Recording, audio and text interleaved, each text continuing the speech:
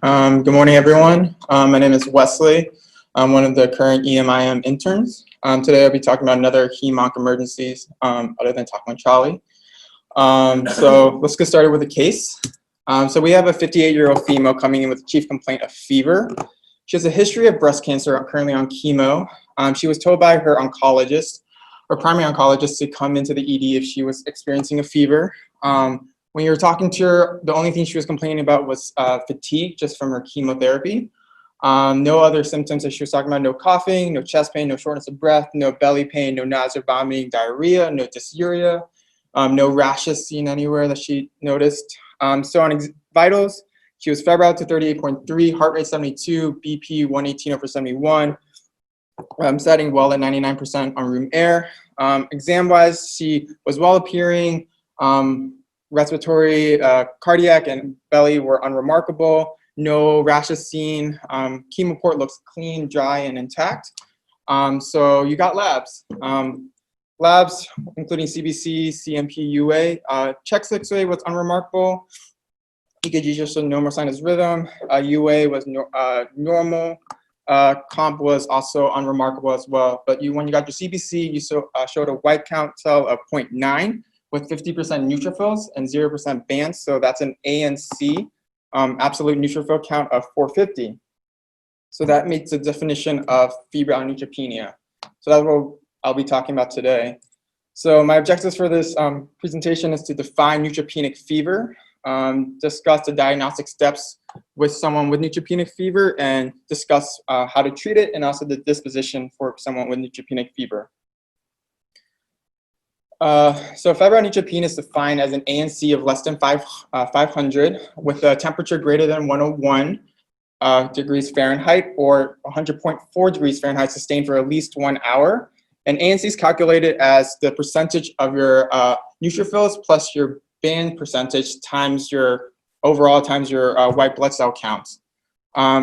Majority of these febrile neutropenia comes from people with hematological malignancies like leukemia, lymphoma. But you can also see these in solid tumors, like our patient right here with breast cancer, after chemo, usually in the 5 to 7 days after chemotherapy. And a lot of these febrile neutropenia is thought to be because of the immune suppression, but also due to like mucosal kind of breakdown as well. So the next steps in managing someone with a febrile neutropenia that you think about is to make sure that the patient is hematologically stable. Then you examine the patient for any localizing symptoms. Are they having any cough? Are they having any belly pain? Are they having any diarrhea or any dysuria or anything like that? Any rashes? Make sure they're having no ulcers anywhere. And then you will get culture stat, and then you start antibiotics right away. And then you should consult their primary oncologist to make sure they're letting them know that they're in the ED, as well as to help you with treatment options and disposition. And then you determine their disposition. So what blood cultures and work do I need for someone with febrile neutropenia? You will get a CBC with differential, you get a comp, you get a shock/a lactate level.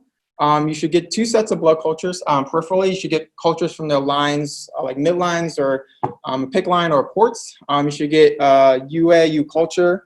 You should get a chest X-ray, and depending on your physical exam as well as your history taking, you can get sputum culture, stool culture /C. diff, or wound cultures as indicated. And if you're thinking meningitis, you can also get a CT if you're pretending if you want to do an LP.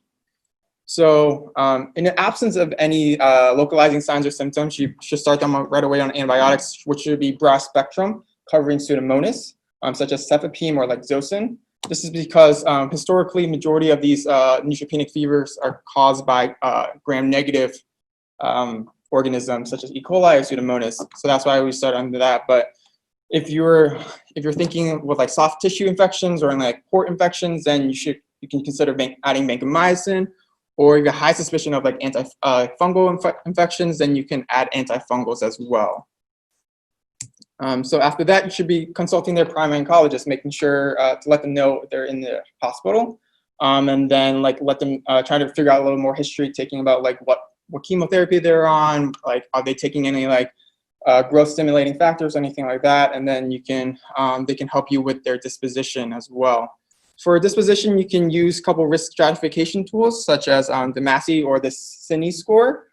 These scores kind of take account of the patient's current condition, as well as their past medical history, such as their cardiovascular risk factors, as well as their pulmonary risk factors, such as COPD, as well as their basic function. Are they doing their ADLs, or are they requiring other people to help them out and stuff like that? So from there, using those risk stratification tools, you can determine their low risk or high risk for that. And if they're low risk in consultation with their primary oncologist, you can potentially send them out on oral antibiotics using either oral fluoroquinolones such as Cipro or Levo, and then adding Augmentin as well. And these antibiotic courses should be at least for 2 to 3 days to 5 to 7 days for high risk patients. But again, if their cultures come back positive, then send them back into the emergency department, or if they're still not getting better with antibiotics, then bring them back as well, and you might need to change their antibiotic course. So in summary, for these people with febrile neutropenias, you should be attaining cultures immediately. Look for localizing symptoms that will help help you manage what kind of cultures you want, as well as the antibiotics. You should give antibiotics early, and should cover for Pseudomonas. Should be consulting their primary oncologist early. You can use these scores, the Massey and CINI scores, to help with the disposition, but always ask for their primary oncologist with referrals. In county and UHB, we don't really have a huge population of these people, and I haven't really seen that many people with febrile neutropenia. So, and usually our patients don't really have great follow-up, so that's why we usually admit them. But if they do have a pretty good follow-up with a primary oncologist, then you potentially can send them out on oral antibiotics. And so those with oral antibiotics, you will use the Cipro with the Augmentin as well. These are my references. You guys have any questions at all? Just a comment. Sure. There is some other alternative antibiotics you can use, especially if you're very allergic to penicillin. Yeah. You can use clindamycin if you want to, yeah. You can use Genka. Yeah. Good Pseudomonas coverage. Astrionum, which has no crossover with penicillin, even though it's a lactam, is a very good gram-negative and anti-Pseudomonas drug. Doesn't have any gram-positive coverage. So that's another drug you can use for people who are worried about giving penicillin or cephalosporin. Then the crossover between penicillins and cephalosporins, if they're just a little, 10 isn't very great. You have to decide, but that would be another thing to decide. The other thing is there's always this debate of whether when you're having a Pseudomonas infection, when you're really sick, especially with pneumonia, whether you have to use double coverage. Now, Rich did a review a few years back that showed you probably don't need that, but still a lot of infectious disease people, when they're very sick, will do that. For example, they'll add on something like Cipro plus another gram-negative like cefepime or astrionum, etc. So that's just something else to think about.